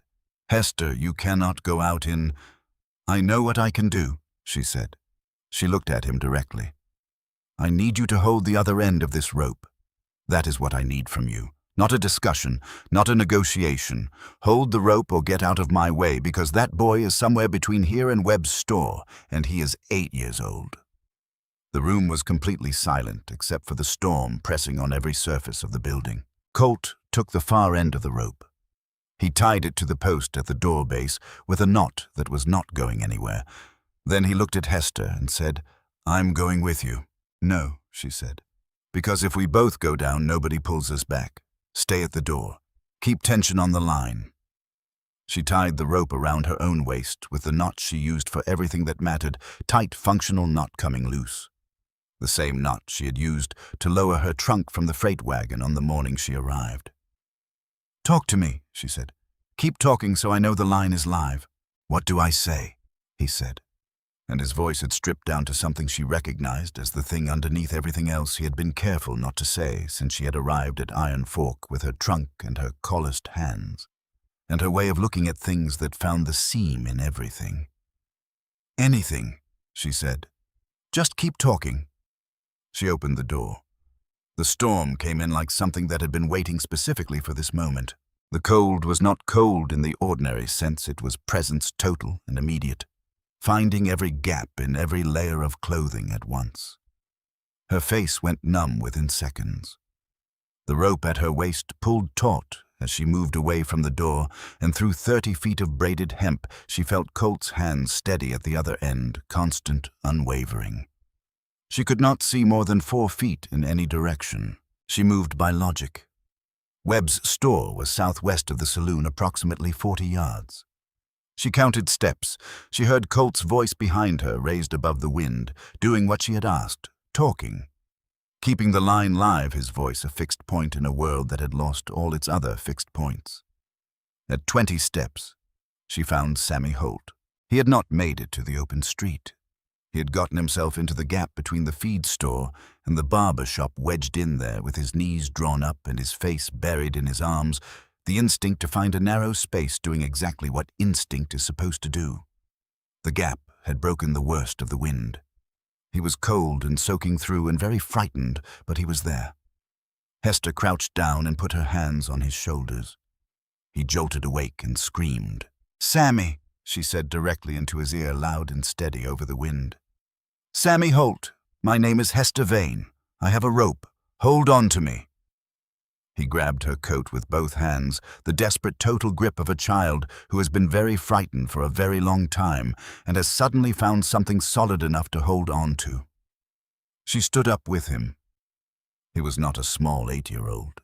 She lifted him against her chest, turned back into the wind, and pulled. The rope at her waist went taut, and then from the other end it began to draw in slowly, steadily. Colt, reading the changed weight and understanding she had found what she was looking for, pulling without jerking the line. Hester walked. The wind pushed against her entire body with a force that would have knocked a lighter person sideways, and kept pushing. She was not light. She planted every step into the ground with everything she had, and she walked. She felt Sammy's face pressed into her neck. She felt his breath against her skin, still warm. Still there. 35 steps back to the door. The door came out of the white, and Colt was there, hauling it open. His face stripped down by the cold, and the particular expression of a man who has been standing very still while something terrible might have been happening, and has been maintaining that stillness by the pure force of deciding to. He took Sammy Holt from her arms. Hester stepped through the doorway.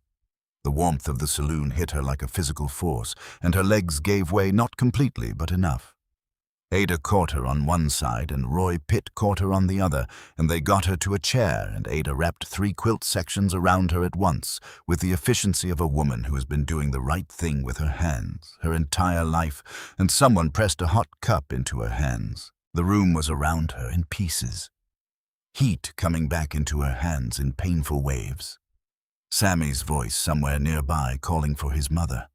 The fire in the stove. The sound of the storm outside reduced now to something the walls could manage. And then Colt's voice above everything else. Not shouting, carrying. The way a voice carries when it is coming from somewhere that does not require volume because it has already decided what it is going to say and means every word of it. She went out into that, he said, and the room around him was completely still. Into a blizzard, to find a boy none of you knew was missing yet. He was not speaking to anyone specific. He was speaking to the room, to the record, to the version of events that would be told later. You laughed at her body when she came to this town. Tonight that body stood between your children and the storm. I want every person in this room to sit with that for the rest of their lives. Nobody spoke. The wind hit the door again. The lamp flames bent sideways and straightened, and the rope that Hester Vane had tied around her waist lay slack on the floorboards of the silver spur, coiling across the planks like something that had done its work and was resting. Hester looked at it. Her hands had stopped shaking. The feeling was coming back into her feet. Outside, the storm was still screaming. But in here, the fire was going, and the women were working, and Sammy Holt was wrapped in 2 quilt sections with his face buried in his mother's shoulder. Every piece of fabric in the room had come from Hester's trunk. She had cut up everything she owned to keep these people warm, and she did not regret a single stitch of it. She woke on a cot behind the Silver Spur bar that Roy Pitt had dragged out of the back room without being asked, which told her something about what the night had done to Roy Pitt. She woke and lay still for a moment before she remembered where she was and why. Then she remembered the rope she had tied around her own waist with a knot. She trusted in a room full of people who had spent 3 weeks deciding she was not worth trusting. She had not thought about that last night. Last night there had been no time to think about anything except the boy and the wind and the 40 yards of white between the saloon and the gap where he was hiding. But lying still in the grey pre-dawn light of the Silver Spur, she thought about it now. She had tied a rope around her waist and walked into a Kansas blizzard, and the people in that room had watched her do it, and she had come back, and Colt Briggs had said what he said. She did not know yet what the town would do with that. She got up to find out. The saloon was still full, people sleeping on chairs and on the floor wrapped in whatever had been available, the air thick and warm with the particular smell of wet wool and wood smoke, and too many bodies in one space. Ada Pullman was already awake at the far end of the room, working a small fire in the corner stove. She looked up when Hester came toward her. "Coffee's almost ready," Ada said. "Thank you. Sammy Holt's mother asked me to tell you she'll come find you when the roads are passable." Ada paused. "She doesn't have the words yet." "She doesn't need words," Hester said. "She just needs to keep him warm for 3 days." Ada looked at the pile of cut quilts still stacked near the gaming table. "Those were your goods," she said. "Your whole stock." "They kept people alive," Hester said. "That's what goods are for." Ada was quiet for a moment. Then she said quietly and directly, in the way women of a certain age say things they have fully decided to mean, "You tell me what you need to restock, and I will personally go door to door on this street and collect the materials. I have been sewing since I was 5 years old, and I have nothing useful to do with my time in winter. That is a fact and an offer." Hester looked at her. "I'd need your best estimate of who in this town can cut a straight line." "At least 12 women," Ada said without hesitation. "Not counting myself." "Then we'll talk when the roads are clear." Ada nodded once firmly and turned back to the coffee as though the conversation had settled something that had been unsettled for longer than 2 days. Colt was at the door. He was sitting on the floor with his back against the wall, his long legs stretched out in front of him, hat in his lap. He had been asleep or close to it because when Hester approached, his eyes opened immediately, the way a man opens his eyes when he has been sleeping lightly and listening for a specific sound. He looked at her. His face was tired, and his coat was still damp at the shoulders from the night before, and there was a cut above his left eyebrow she had not noticed in the chaos. "How do you feel?" he said. "Like I walked 30 yards into a blizzard," she said. "How do you feel?" "Like I held a rope for 30 minutes not knowing what was on the other end of it," he said. They looked at each other for a moment that held more than either of them was going to address before coffee. "The cattle," Hester said. "I've been thinking about it since 4 in the morning." Colt was already on his feet. "Dravaki lives above the barber shop, 2 doors from here. I sent word with Pete last night before the storm closed everything down. Dravaki was up at 2 in the morning when Pete knocked. He wasn't surprised. He was expecting Greer to make a move," Hester said. "He's been watching Greer for 4 years, Colt said. "He took my case because he's been waiting for someone to give him a thread to pull." "Then let's give him the whole spool," Hester said. Owen Dravaki had the search order by 10 in the morning. Judge Pryor had signed it. Colt raised his eyebrows when he heard this. Hester did not. "I presented him with Donnelly's affidavit regarding the contract pressure," Dravaki said, standing in his doorway, with the search order folded in his breast pocket coat already on. And I may have mentioned that the Kansas Territorial Review Board maintains a particular interest in judges whose decisions consistently align with the financial interests of a single private individual. He paused precisely. Judge Pryor is not a brave man, but he is a man who prefers to be on the side less likely to cost him his appointment. This morning, those two things happened to coincide. They found the cattle before noon. 41 had one more than Greer had reported stolen, which was either carelessness or arrogance, and with Magnus Greer, was most likely both in a holding pen on the south parcel behind a windbreak of cottonwood trees that had lost most of their leaves in the storm. Every animal wore the Iron Fork brand, clear as a signature on a confession. The trough had fresh feed in it, which meant someone had been out here within the last 12 hours, maintaining them through the blizzard itself. Sheriff Pruitt stood at the fence and looked at the nearest animal for a long time. Then he turned to the man Greer had sent to represent him, a ranch foreman named Aldous Heavyset, somewhere in his 40s, with the look of a man who has just realized he is standing considerably closer to the edge than the person who hired him had indicated. "Whose cattle are these, Mr. Aldous?" Pruitt said. Aldous said nothing. "Because they are on Greer land." Pruitt continued, his voice flat and methodical. "But they are wearing an Iron Fork brand, and I have a sworn complaint from your employer stating that 40 Iron Fork cattle were stolen from his north pasture." He paused. "So either Mr. Greer stole his own cattle, or these cattle were placed here after the theft was reported." Another pause. "Neither of those options is good for you." Aldous looked at the cattle. He looked at Pruitt. He looked at Colt, who was standing 6 feet away with an expression that had passed through anger and come out the other side into something colder and more permanent, the expression of a man who has been lied about and arrested and had his name used as a tool and is now looking at the evidence of it in the clear morning light. "I was told to move them," Aldous said finally, the voice of a man setting something down. "I was told it was a business matter. I didn't ask questions." "Who told you?" Pruitt said. "Mr. Greer." Aldous looked at the ground. "He told me 3 days before the storm. Said to move them quiet, keep them fed, and say nothing until after the council vote." The cold morning air sat on all of them for a long moment. Colt turned and walked away from the fence. Hester fell into step beside him without being asked, and they walked far enough that the others could not hear them. "He was going to let the vote pass first," Colt said. His voice was controlled in the way that was costing him. "Get the ordinance through while I was tied up fighting the theft charge. Then, when I couldn't make the cattle road fees work, he'd come in with a purchase offer, and the arrest would be the pressure in the background. Even if the theft charge didn't hold in court." Hester said, 2 months of legal costs on top of the ordinance fees would have broken the margin." "Yes." He stopped walking.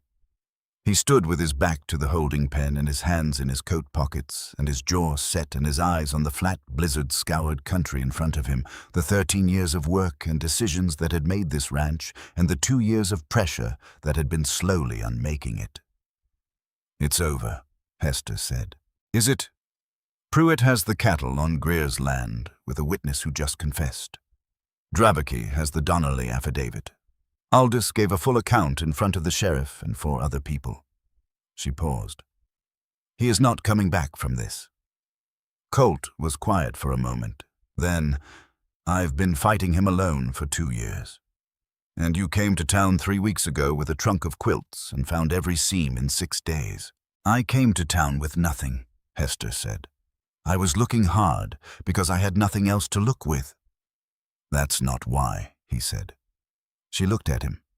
"You look hard at things because of who you are," he said, "because you have been in a situation where not looking hard cost you everything, and you decided it would never cost you that way again. That is not luck. That is not circumstance. That is you every day making the same choice." Hester looked at the snow, then back at Colt Briggs. "Let's get through the rest of today first," she said. Not coldly, just carefully, the way she was careful with things that mattered. He nodded. He understood careful. He had been careful himself for 3 years. Magnus Greer was arrested at 2 in the afternoon. Pruitt rode out to the main property with both deputies and Dravecki, and the warrant Dravecki had drafted by noon, and Judge Pryor had signed with the slightly dazed efficiency of a man who has decided to get to the right side of something and is moving before he changes his mind. Hester was not there for the arrest. She heard about it from Vera Sutton, who heard it from Webb, who had been at the general store when Pruitt's party rode back through Main Street with Greer between the deputies. He had not argued, had not called for his lawyer until they reached the jail door, had simply ridden through town looking straight ahead the way a man looks when the reality of something has not yet caught up with the fact of it. Harwick withdrew the ordinance proposal this morning, Vera said. Before Pruitt even left for Greer's property, came in at 9, knocked on Webb's door, said he was withdrawing due to a conflict of interest. Harwick moved fast, Hester said. Harwick watched you walk out into that blizzard last night, Vera said. And he has a daughter who was in the church when the roof came down. She paused. Some people need a catastrophe to remember what matters. He's one of them. And some people, Hester said, need to be reminded that backing the wrong man in a small town means you have to keep living in that small town after he's gone. Vera laughed a short, real laugh that surprised her. That too. The apologies began that evening. Hester received them in the front room of Sutton's hotel, sitting at one of the tables with a cup of coffee and a piece of mending because her hands needed to be doing something or she would not be able to hold the conversations properly. She had learned this about herself over years of difficult situations. Her hands helped her think. Roy Pitt came first. He was not a man built for apology. His face did not assemble itself naturally for it, but he put both hands flat on the table and said, I let men talk to you like that in my establishment, and I didn't stop it. That was wrong. It was, Hester said. He waited for more. She did not give more. His jaw worked slightly. Then, I'd like to carry your work in the Spur. I've got a notice board. Men come in from 3 counties. If you're opening a shop, I'll tell every man through my door. I'll think about it, she said. He nodded and left, looking like a man who had expected worse and received something more complicated, which was probably useful for him. George Duff from the general store came next, less direct about it, which Hester found more honest in its way. He said he had been thinking about her work and wanted to discuss consignment terms for the spring season. She said she would be interested in discussing terms if he was serious. They both understood what the conversation was actually about without either of them naming it, and that was fine. Some understandings didn't need to be spoken to be real. The cowboy with the sandy hair and the small eyes, the one who had made the joke about the wagon making 2 trips on the morning she arrived, came at 7 in the evening. He was alone and had clearly been building up to it for several hours and was not comfortable with any part of it. Ma'am, he said, I said something real ugly to you when you came to town. You did, Hester said. I'm sorry for it. He made himself look at her. I don't have an excuse. It was a mean thing said to get a laugh, and I'm sorry. Hester looked at him for a moment. He was perhaps 24. His face had the unfinished quality of a man who was still in the process of becoming whatever he was going to be. I accept your apology, she said. Don't do it to the next woman. No, ma'am, he said, the conviction of someone who meant it completely. I surely won't. He left with the slightly lighter step of a person who has set something down and discovered that the carrying had been the worst part all along. Hester watched him go and looked at her mending. The apologies were something. They were not everything. A town did not change in a week. Not even a week that contained a blizzard and a child rescue and a cattle thief arrested in his own holding pen. But people changed, individual people, in specific moments when something large enough happened to break through the habits of thought they had built up over years. Some would stay changed, others would slip back. She knew the percentage and was not sentimental about it, but the ones who stayed changed would matter. That was how things moved, not all at once, but one person at a time until the count was different. Ada Pullman showed up the next morning with 7 women. They came into Sutton's hotel dining room where Hester was eating breakfast, and they sat down in the chairs around her table, and Ada said, We counted the quilting supplies we have between us. We can stock a workroom inside a week if we start today. Hester set down her coffee. She looked at the 7 women. She knew Ada. She recognized 2 of the others from the night of the blizzard. The other 4 were new faces, different ages, different builds, all of them with the upright bearing of women who work with their hands and have never found a reason to apologize for it. "What I need is a workspace," Hester said.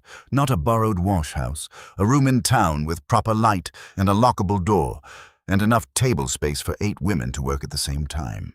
The old millinery on the north end has been empty for 2 years," said Dorothea Peters, wife of the feed store owner, who had raised the procedural objection at the council meeting. She had the direct manner of a woman accustomed to making practical decisions without drama. "Building is sound. Frank Webb holds the lease." "How much does Webb want for it?" "He charges $8 a month for commercial space in that block," Dorothea said. "But I think if you go talk to him directly, the number might move." "Why?" "Because he has a coat you left on consignment 3 weeks ago," Dorothea said. "And he sold it 4 days ago. And he currently has 3 people asking him when he's getting more." Hester put down her coffee cup slowly. She had forgotten about the consignment coat entirely, had been so focused on surviving on the day-to-day arithmetic of staying alive and solvent that she had stopped counting that particular thread. "How much did it sell for?" she said. $4.50, Dorothea said. "He put a premium on it because 2 men wanted it at the same time." Hester sat with that for a moment. Then she stood up. "Ada, can you get those supply counts in writing? I want to know what we're actually working with before I commit to a space." Ada produced a folded piece of paper from her coat pocket. "Prepared. Already done." Hester took it, looked at the numbers, and looked at the 8 women around her table. "One thing," she said. "This is a business, not a charity circle, not a social gathering. If you work with me, you work at fair wages for your skill level, and you do it to the standard I set. If that standard is different from what you're used to, we'll have direct conversations about it, and I will not be gentle about quality." Nobody flinched. "Good," Hester said. She talked to Frank Webb at 9 in the morning and had the lease on the North End millinery at $6 a month by 9:40, a meaningful discount that reflected a meaningful shift in what Webb understood about Hester Vane's position in Abilene. Dravicki witnessed the signing, which cost her nothing and added considerable weight to the paperwork. She was walking back from the signing when Colt fell into step beside her. She had not been avoiding him. She had been busy.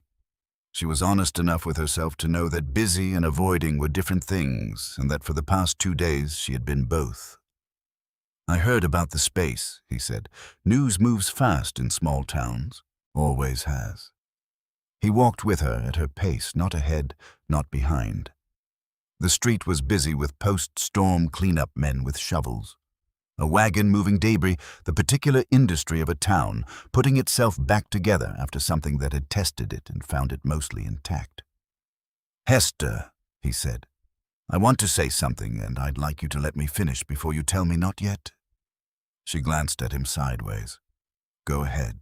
"I have been wrong about a few things since you came to town," he said. "I was wrong not to warn you about Greer. I was wrong to think I could fight him alone and call that strength instead of stubbornness. And I have been wrong to keep not saying what I'm about to say because I kept telling myself to wait for the right moment." He paused.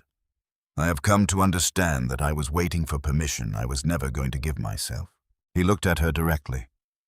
"I want you to think about marrying me, Hester. Not because you need anything from me, you've demonstrated that beyond any argument, and I believe it completely. Not because the town expects it, or because it would be convenient for either of us. I want you to think about it because I have watched you build something from nothing in 3 weeks. And I want to spend my life watching what you build next. Because I am the kind of man who is better with a partner than alone, and I have not met my equal until you." He paused again. "And because I am asking, plainly without conditions. I am asking." Hester walked 2 more steps. 3.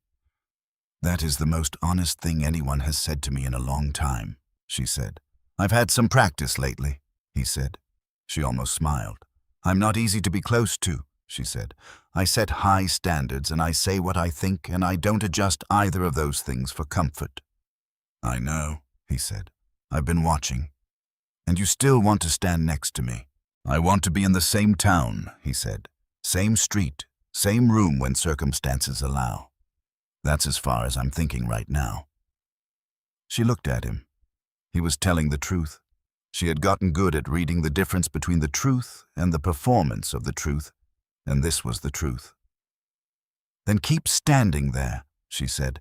"I'm not going anywhere." The moment it became fully public was not a romantic moment. It was outside the hardware store on a Wednesday afternoon, 6 days after the blizzard, Hester coming out with a list of fixtures for the millinery. Colt crossing the street toward her, in the natural way of a man who moves toward the person he wants to talk to without calculating what it will look like to people who are watching. A man leaning against the post outside the barber shop. Older, trail-worn, with the particular confidence of someone who had been saying whatever came to mind, his entire life without consequence, watched Colt cross the street and called out loudly enough for the whole block to hear, "Briggs, you know what they're saying about you in town. Keeping time with that." "I know what they're saying," Colt said. He did not stop walking. He did not raise his voice. "They're wrong about why I keep her company. But they're right that I do." The man blinked. "You're not embarrassed by it?" Colt stopped. He turned and looked at the man with an expression that was entirely calm and entirely finished the expression of someone who has made a decision and is not available for further discussion of it. "I don't love her, in spite of who she is," he said. "I love her because I have seen who she is. Because she walked into a blizzard to find a child nobody else had noticed was missing. Because she can read a fraudulent land contract in 6 minutes and explain it in 2. Because she has more courage in 1 working day than most men spend in a year." He paused. "What exactly would I have to be embarrassed about?" The man had nothing to say. Nobody within earshot had anything to say. Hester was standing 4 feet away with her hardware list in her hand and her face completely still. Inside her chest, something was happening that she had decided a long time ago was not available to her. Not the soft, easy feeling of stories told to children, but something harder and more real. The feeling of being seen clearly and not found lacking. Not seen despite something, not seen through something. Seen. She had spent her whole life waiting for people to look past something to get to her. Colt Briggs had never once looked past anything. He had looked directly at her from the first moment on that street and had not adjusted his focus since. She folded the hardware list. "Mr. Briggs," she said. "Miss Vane," he said, and the corner of his mouth moved. "Walk me back to the millinery. I want to talk through the fixture placement." "I thought you'd never ask," he said. The trial of Magnus Greer began on the last Monday of October. Hester had not expected to be called as a witness, and she was not the cattle evidence, and Aldis's testimony and the Donnelly affidavit were sufficient without her. But Dravicki had sent word the morning the trial opened that she should be in the courtroom, and she went. Greer was not the man she had seen standing over her trunk 3 weeks earlier. He was still well-dressed, still broad-shouldered, but something had gone out of him, not fear exactly, but the particular confidence that comes from never having lost before, and losing was no longer theoretical. He looked at Hester when she came in and sat in the 3rd row.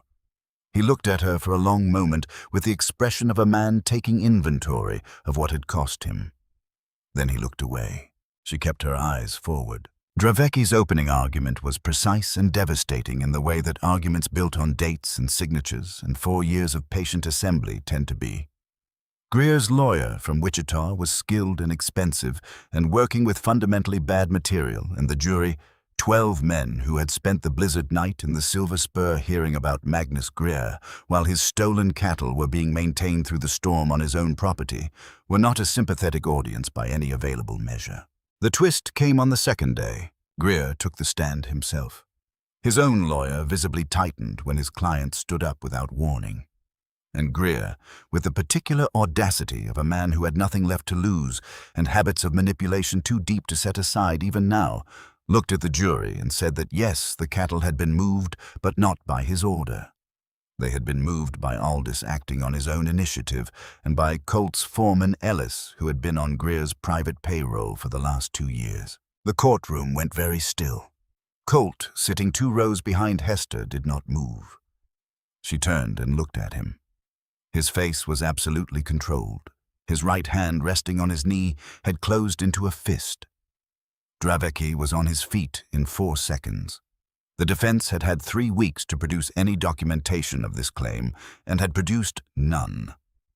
This was a statement made from the witness stand without corroboration of any kind. Greer's lawyer objected to the objection. The circuit judge, not Pryor, who had recused himself, but a man named Hale, brought in from Topeka with the patient, immovable manner of someone who has witnessed every variety of courtroom theater and remains unmoved by all of it, let the noise die down. "Mr. Greer," Judge Hale said, "do you have documentation supporting this claim? Letters, payment records, any signed agreements of any kind?" Greer looked at the judge. The silence lasted 4 seconds. 5. "No," Greer said. "Then sit down," Judge Hale said. "Mr. Dravecki, continue." Hester turned back to the front of the courtroom.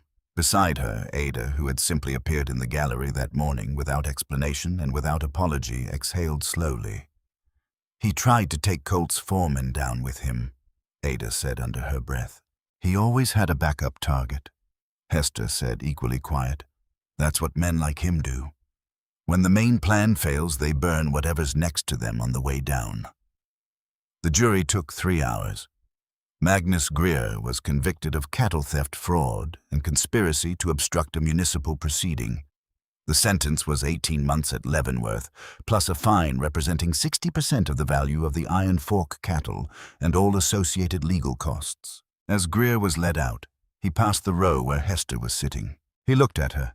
His face had settled into something flat and final, the expression of a man who has completed his accounting of the situation and found it unacceptable and unchangeable at the same time. She did not look away. She did not perform anything. Not satisfaction, not triumph. None of the things that would have been available to her in that moment and would have cost her something to indulge. She simply looked at him directly and let him see that she was still exactly where she had been when he first stood over her trunk on Main Street and decided she was someone he could use. He was the one who looked away first. That night alone in her hotel room, her last night at Sutton's, because the millinery had a back room she was converting to living quarters. Starting tomorrow, Hester sat at the small table and laid everything out in front of her. The lease document, the supply inventory Ada had prepared, the hardware list. The numbers from the last 3 weeks added up carefully in the margin because she had not yet bought a proper ledger. She thought about the farm in Hayes. She thought about the road from Dodge City. She thought about the first morning in Abilene, dragging the trunk up Main Street while men laughed and the sun had not yet warmed anything. She thought about what she had now, a lease, a workforce, a lawyer who owed her a professional favor, a sheriff who had seen what she was capable of, a town that was still making up its mind about her, but making it up in a different direction than it had been 3 weeks ago. She thought about Colt Briggs saying what he had said in the middle of a public street in a voice that did not require anyone's approval. She had spent so many years waiting to be wanted without conditions. She had learned to live without it. She had told herself she did not need it, and that had been almost true. She could survive without it. She had demonstrated that beyond any reasonable argument. But surviving without a thing and not needing it were different calculations entirely. She pressed both hands flat on the table. These hands, calloused and capable hands, that had cut and sewn and tied ropes and held children through blizzards. She was not a woman who needed to be loved. But she had decided tonight alone in this small room that she was done pretending she did not want to be. That was different. That was hers. She put out the lamp and lay down in the dark. The wind outside moved soft and clean, nothing threatening in it now, just cold air moving over the flat Kansas land. She closed her eyes. She slept without trouble for the first time in 11 months. She opened the doors on a Monday. No ceremony, no announcement. She unlocked the door at 7 in the morning, propped it open with the trunk that had carried her inventory from Dodge City, and set the finished display pieces in the front window where the morning light would find them. The sign above the door read Vane, Frontier Outfitters, Coats, Blankets, Working Wear Alterations. She had painted it herself. The letters were plain and even and said exactly what they meant. Ada arrived at 7:15 with Dorothea Peters and 2 other women from the night of the blizzard. They came through the door and looked at the space, the long cutting table, the 4 sewing stations, the shelves along the east wall already holding folded inventory. And Ada ran her hand along the edge of the cutting table and said, "Good wood." "Colt found it at the lumber yard," Hester said. "It was a door blank, 12 feet long." "Practical," Ada said. The highest compliment in her vocabulary, delivered without ceremony. They were working by 7:30. The first customer came at 8:15. Pete Moss, which surprised no one. Pete had been finding reasons to bring repair work to Hester since the first week at Iron Fork, and she suspected he would continue finding reasons until he had nothing left that needed repair, at which point he would probably invent something. He bought a pair of lined riding gloves and a wool neck wrap, paid without negotiating, and when he left, he held the door open for the woman coming in behind him with the particular courtesy of a young man who was actively working on becoming better than his first instincts. The woman behind him was someone Hester did not recognize, middle 40s. A face that had spent too many years managing something difficult, the careful posture of a person accustomed to being told there was not enough. She stood inside the door and looked around the shop. Then at Hester. "I heard you hire women," she said, "not just for customers, for work." "I do," Hester said. "My name is Nell Farrow. My husband passed in September. I can sew. I've been sewing since before I could reach the table standing up. But I don't have materials, and I don't have a workspace, and I have 3 children who need to eat before Christmas." Hester looked at her for one moment. "Can you cut a straight line without a ruler?" Nell blinked. "Yes." "Show me," Hester said and held out the shears. Nell Farrow walked to the cutting table, took the shears, and cut a line through a piece of canvas so clean and even that Ada, working at the far end, made a small sound of approval without looking up from her own work. 30 cents a day to start," Hester said. 40 when I've seen a week's worth. You set your own hours as long as the piece count meets the weekly number I give you on Monday. Fair wage, not charity." Nell stared at her. "That's a real wage?" "There's a difference," Hester said. "Sit down, Mrs. Farrow. We have a backlog." By the end of the first week, she had 5 workers. By the end of the second, 7. They were not all seamstresses by trade. One had learned entirely by necessity on a homestead, and brought to the table the economy of someone who had never been able to waste a single inch of material, which in Hester's experience was better training than most formal apprenticeships provided. One was 17 with a scar along her jaw from a childhood accident and had been turned away from 3 separate households in Abilene because of it. She came in with her chin up and her hands shaking. Hester gave her the straightest, most methodical hemming work available until the shaking stopped, and then gave her something harder. The shop was not a charity. Hester was clear about that every time she brought someone on. The work was real, and the standards were real, and she did not keep people who could not meet them, but she hired people others had dismissed, and she paid them what their work was worth. And those 2 things together created something she had not entirely planned for. Women came in to buy and stayed to talk. Men came in for coats and left with the information that their wives or sisters or daughters could find work here.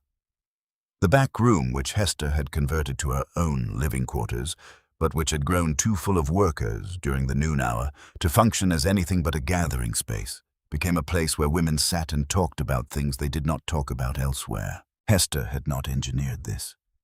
It had simply happened the way useful things happen when the conditions for them exist. She had come to Abilene looking for a market.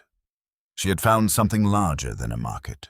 The evening that changed the shape of everything came on a Tuesday, after the workers had gone home, and the shop was quiet, and Hester was doing the final accounts at the front counter with the lamp burning low, and her mind in the particular focused state that numbers produced in her clear, practical exact. Colt knocked on the open door the way he always knocked on open doors. A habit she had stopped noticing and then started noticing again the consistency of it. A man who respected a workspace enough to announce himself even when the door was standing open. "Come in," she said. He came in and stood on his side of the counter. He was not holding his hat. He was not performing patience or waiting for the right moment. He had clearly already decided. "I have been wrong about a few things," he said. "I told you some of them on the street this week, but I haven't said the main one yet." He looked at her directly. "Marry me, Hester." She put down her pen. "Not because you need anything from me," he said. "You've proven that. Not because the town expects it or because it would be convenient. Marry me because I want to spend my life in the same house as the woman who reads land contracts like she was born to it and walks into blizzards without breaking stride. Because I am a better rancher and a better man in the same county as you. Because I am asking, plainly without conditions, without a bottom to it." Then he reached into his coat pocket and set something on the counter beside the ledger. It was a small iron ring, rough handmade, clearly forged rather than purchased. Not a jeweler's piece, a blacksmith's piece. The iron was honest and imperfect and had been worked by someone who knew what they were doing but had been doing something harder than usual when they made it. "I made it," he said. "3 weeks ago, the night after you walked into the blizzard. I didn't plan to. My hands just needed to be doing something." He looked at it, then at her. "I've been carrying it since. I didn't know when to give it to you. I still don't know if it's the right thing to give you." Hester looked at the ring. She looked at Colt Briggs, a man who had forged iron for 38 years and who had made something small and imperfect with his own hands in the middle of a night when he did not know what else to do with what he was feeling. She was quiet for a moment. "I lost a farm," she said. "I had a husband who was a good man, and we built something real, and it came apart in 8 months. Not because we stopped working, because the ground shifted under us and we didn't see it coming. And I have not stopped moving since because moving was the only thing that felt safe." "I know," he said. "I don't know how to trust that something will stay," she said. "Neither do I," he said. "Clara died in 4 days. I have not trusted a winter since." He did not look away from her. "Hester, I am not asking you to trust that nothing bad will happen. I am asking you to trust that when it does, we will be better at handling it together than we are alone. That's the only promise I can actually keep." Hester looked at the ring on the counter, at the ledger with the numbers she had built from nothing, at the window where the dark street outside reflected the lamp back at her, and in that reflection she could see herself. Not distorted, not diminished, just herself. Exactly the size she was standing in a shop she had built with her own hands in a town that had tried to laugh her out of it and had not managed it. The scar was still there. It would always be there. But scars were not the same as wounds. Wounds stopped you. Scars were the record of where you had been and what you had survived, and she had survived a great deal. She picked up the ring. "Yes," she said. Colt came around the counter. She put her hand against his face, her calloused, capable working hand, and he put his hand over hers and held it there. And they stood like that in the lamplight, with the accounts on the counter and the shop around them smelling of wool and canvas and honest work, and neither of them said anything further, because there was nothing further that needed saying. They married on the first Saturday of December, not a grand wedding. The front half of the Abilene church still being repaired from the blizzard. New lumber alongside old, the smell of it mixing with decades of old hymnals, held perhaps 40 people. Judge Hale, still in Abilene, completing the post-trial paperwork, performed the ceremony with the bemused dignity of a man who felt the occasion was entirely fitting. Hester wore a dress she had made herself. Dark green wool fitted at the shoulders, where she had spent the most time, cut in a way that moved with her rather than against her. She had made no attempt to appear smaller than she was. The dress fit the body she had. It was the finest garment she had ever constructed, and she knew it. She walked in alone because she had no family within 500 miles, and because she had been walking alone long enough that it had become simply the way she walked. The people in the pews watched her come, and she did not hurry, and she did not look down at the floorboards.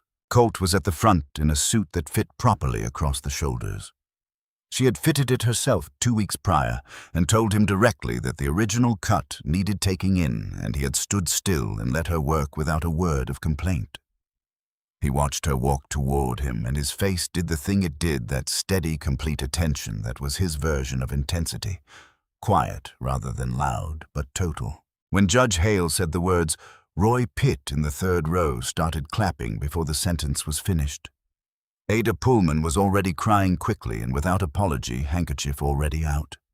Pete Moss in the back made a sound that was part celebration and part something else entirely, the sound of a young man who has watched something he did not know he was waiting for finally arrive.